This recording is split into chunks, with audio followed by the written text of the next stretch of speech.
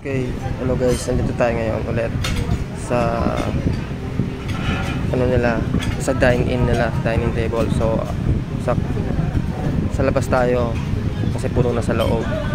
Ito yung ano nila, menu book. Yan.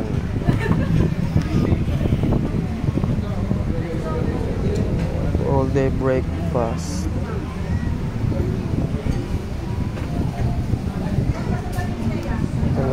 Sa pasta pwede nang mamura.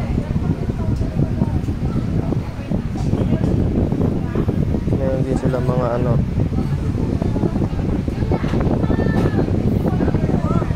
iced coffee, yung gano'n sa mga gustong mahilig mag ano dyan, coffee base. Espresso, may frap din sila. Ito may shortcake din sila.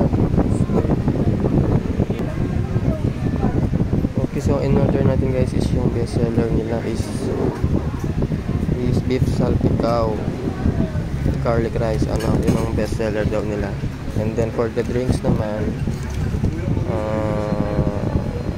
raspberry eyed ate ang binili natin. Okay, and for the pastries naman nila is strawberry shortcake for only 250 pesos. Ayan.